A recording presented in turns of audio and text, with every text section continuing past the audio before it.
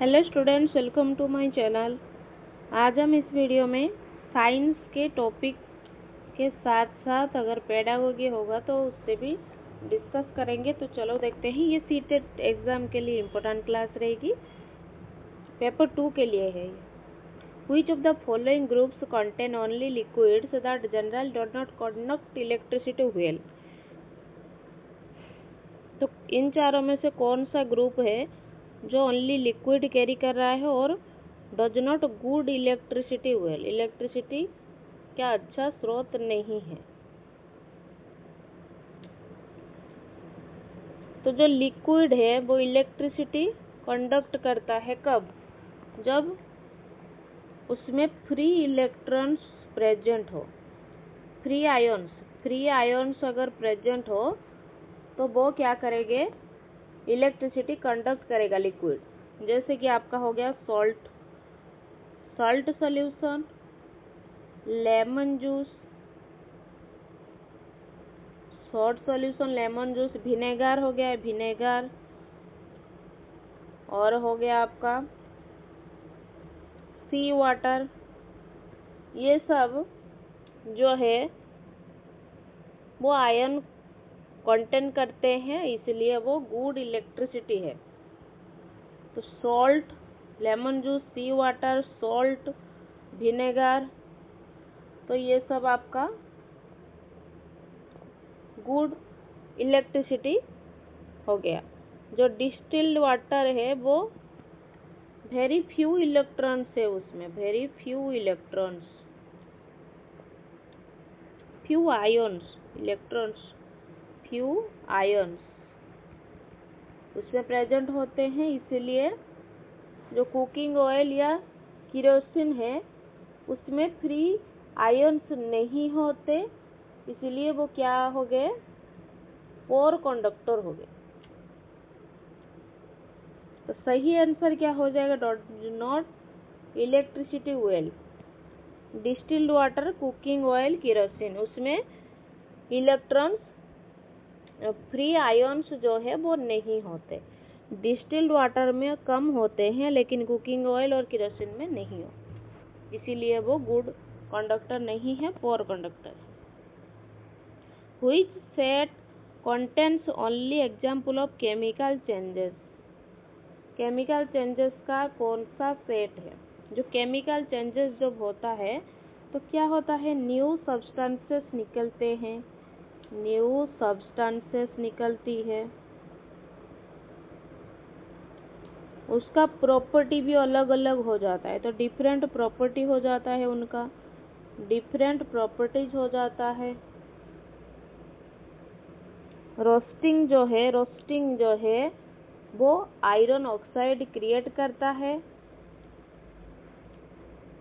और baking bread जब होता है वो न्यू कंपाउंड प्रोड्यूस करता है। डाइजेशन जो है उसमें क्या होता है आपका? Convert food into simpler substances करता है। तो और जो भी ऑप्शन ये है, ये सब जो है ये सब आपका फिजिकल चेंजेस में इन्वॉल्व है। फ्रीजिंग वाटर, उसके डिजोल्विंग शुगर, तो ये सब फिजिकल चेंजेस है, इसमें कोई भी नया चीज नहीं निकलता है। लेकिन जो roasting iron, baking bread, digestion of food, ये सब कुछ आपका केमिकल चेंजेस में जा रहा है। A student traveled 3 km by bicycle at 9 km per hour and then rest for 20 minutes. After that, she covers the remaining 3 km at 6 km per hour. What is her average speed for the entire journey? तो fast उन्होंने 3 kilometre जो है bicycle में cover किया, speed 9 kilometre per hour. तो time कितना होगा? Distance दिया गया है, स्पीड दिया गया है। टाइम का फॉर्मूला है डिस्टेंस बाय स्पीड। तो टाइम हो गया 1/3 आवर। तो 1/3 आवर हो गया। 1/3 आवर का मतलब है 60/3, मतलब 20 मिनट हो गया, minute. Then rest for 20 minutes, तो रेस्ट हो गया आपका 20 minute. C cover the remaining 3 kilometre, और जो 3 किलोमीटर रिमेनिंग सेकेंड टाइम उन्होंने कवर किया है उसका टाइम कितना होगा। डिस्टेंस 3 किलोमीटर, स्पीड आपका हो गया 6, तो डिवाइड 6, 1/2 आवर का मतलब 60/20 हो गया 30 मिनट। तो टोटल डिस्टेंस कितना हो गया, टोटल डिस्टेंस आपका हो गया 3 + 3 6 किलोमीटर।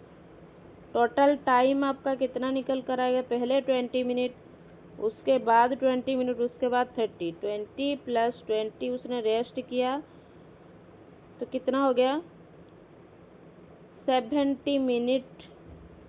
70 मिनट को अगर आवर में कन्वर्ट करेंगे तो 70/60 आपका कितना हो गया 7/6 आवर। टोटल डिस्टेंस और आपका टोटल टाइम हमें मालूम चल गया है। हम अब एवरेज स्पीड निकालेंगे। एवरेज स्पीड, तो एवरेज स्पीड का जो फॉर्मूला है टोटल डिस्टेंस मतलब 6 kilometre per hour, 6 kilometre by total time आपका 7/6, नीचे 6 ना लिख कर ऐसे होगा तो कितना होगा 36/7, जो कि आपका 5.14 ये हो गया 5.14 किलोमीटर।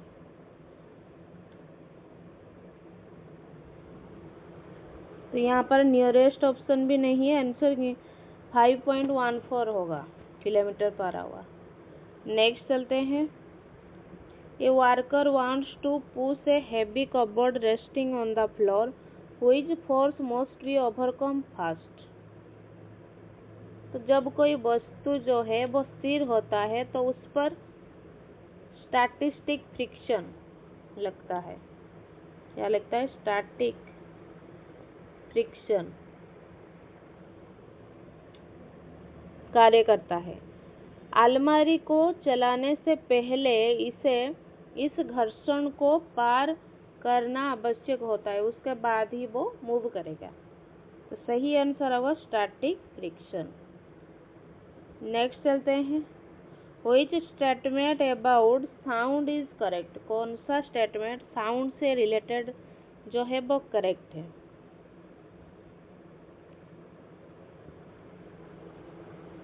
एम्पलीट्यूड जो है वो लाउडनेस को डिटरमाइन करता है। लाउडनेस को कौन डिटरमाइन करता है, एम्पलीट्यूड। फ्रीक्वेंसी जो है वो पिच डिटरमाइन करता है। क्या करता है, पिच।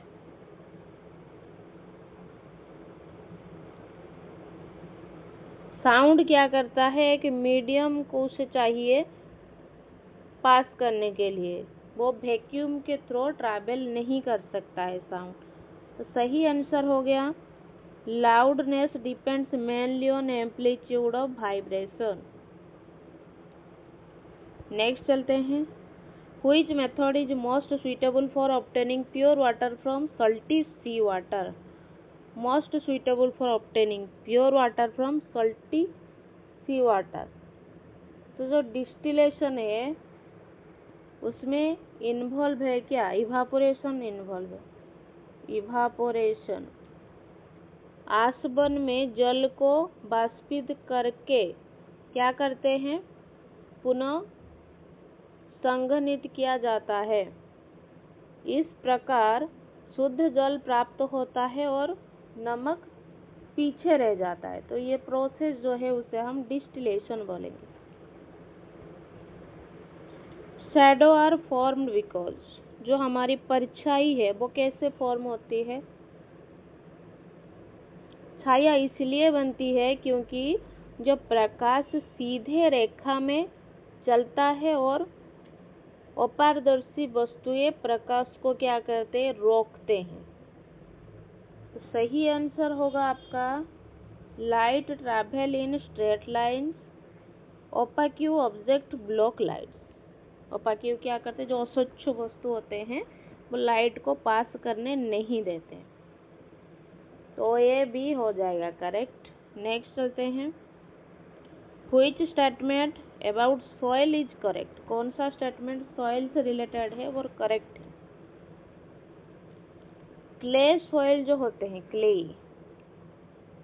CLAYE, जो क्ले सॉइल होते हैं वो वेरी स्मॉल पार्टिकल्स उनमें होता है और चिकनी मिट्टी में बहुत महीन कण होते हैं जो पानी को अधिक समय तक तो क्या करते हैं, रोक के रखती है। और जो सैंडी सॉइल है उसमें बड़े जो पार्टिकल होते हैं और पानी जल्दी निकल जाता है। तो सही आंसर होगा क्ले सॉइल है the highest proportion of fine particle, option 2 होगा correct. A child has bleeding gums and slow wound healing. Which nutrient is most likely deficient? दांत से क्या ब्लड निकल रहा है तो उसमें कौन सी विटामिन की कमी है? विटामिन सी की कमी है, जो कि स्कर्वी जो है कॉजेस करता है, स्कर्वी विटामिन सी की कमी से। तो उस कमी से क्या होता है, स्कर्वी रोग होता है। इसके लक्षण में क्या होते हैं, मसूड़ों में खून आना और घाव का धीरे भरना शामिल है। तो सही आंसर होगा vitamin C. Which statement best reflect the nature of science? कौन सा स्टेटमेंट बेस्ट डिस्क्राइब करता है साइंस को? तो साइंस जो है वो डायनामिक है, ना कि स्टैटिक। तो साइंस जो है वो डायनामिक है और नए प्रमाण मिलने पर पुराने जो सिद्धांत में संशोधन हो सकता है। विज्ञान और विज्ञान अवलोकन जो है, साइंटिफिक नॉलेज जो है प्रयोग, प्रमाण और चर्चा पर आधारित होता है। अगर एविडेंस मिला तो पुरानी चीज भी बदला जा सकता है। Scientific idea develop through evidence and discussion. तो हमने यहाँ पर 10 क्वेश्चन डिस्कस किया है। आपका 10 में से कितना करेक्ट हो रहा है कमेंट बॉक्स में जरूर बताएं। वीडियो अगर पसंद आ रही है तो लाइक शेयर सब्सक्राइब जरूर करें। Thank you students, keep studying.